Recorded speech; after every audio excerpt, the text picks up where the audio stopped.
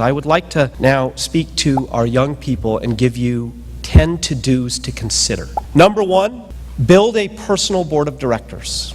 People selected not for their accomplishment, but for their character. The people you would be embarrassed to come to if you're thinking, is this really the right thing to do? That you realize that even asking them would be embarrassing.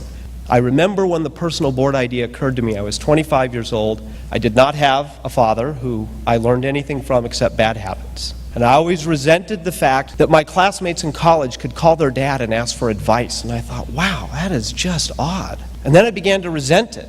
And then I finally realized, well, if I didn't have a father, I'll make one. I'll create one. So I started reading biographies. Figure if I didn't get a dad, I'll just invent one. And as reading those biographies, I was driving down Alma Street in Palo Alto one day, and I was listening to these interviews with the great President Harry Truman, done by Merle Miller, and there's this wonderful line where Harry Truman says, if you don't know the difference between right and wrong by the time you're 30, you never will. And I pulled off the side of the road. I'm panting. I'm 25 years old. I've got 5 years to figure this out. And hence was born the idea of the personal board of directors.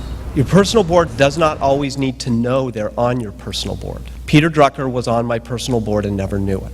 And he was not selected for that because, in my mind, he was the greatest management thinker, but simply because he was one of the greatest people. Number 2, please turn off your electronic gadgets. Not for others, but for yourself. Effective people take time to think. Begin the discipline of putting white space on your calendar where there's no phone, no Twitter, no emails, no connections, and engage in this glorious pockets of quietude to think. Do you know that Rick Warren reads a book every single day? A book a day. A book a day. 365 days a year. You're at 1,000 books in 3 years. Number 3, this would be a great time in life to work on your 3 circles. And perhaps consider the idea of studying yourself like a bug and of making empirical observations to say, what does this bug do? What is this bug passionate about? And what is this bug encoded for? And with no judgment. Don't judge and say, this bug should be better at math. Non-judgmental empirical observation of what you really are passionate about, genetically encoded for, and where you can be useful. And get input from those who love you, who know you, as empirical data on you. Number 4. What is your questions to statements ratio and can you double it? John Gardner, another member of my personal board, brought me into his office one day and said, it occurs to me, Jim, you spend way too much of your time trying to be interesting. Why don't you channel your time around being interested? That 10 seconds changed my life. Imagine going into every situation, not with how to be interesting, but how to be interested, how to ask questions, how to learn from everybody you meet.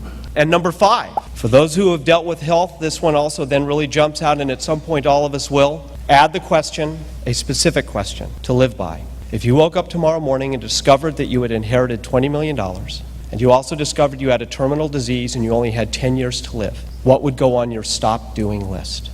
Number 6, start your stop doing list. When we were talking last night, Rick Warren and I, and Peter Drucker had asked the same question always of him every time he came. Not what have you done, but what have you stopped doing? Because someone like Rick Warren doesn't exactly have a shortage of energy to do stuff. And the real task is to always be clear about what to not do, what to stop doing. Number 7, unplug the opportunities that distract you. Just because something's a once-in-a-lifetime opportunity is a fact but not a reason. If it doesn't fit your 3 circles, remember there will always be many once-in-a-lifetime opportunities. Number 8, find something for which you have so much passion that you are willing to endure the pain. Number 9, great time of life to articulate the values that you will not compromise. If we're going to go through whatever we're going to go through, what's the guiding constellation? It starts not first with our strategies, but with our values. And number 10, prepare to live a life where at age 65, you're 1/3 of the way through your work.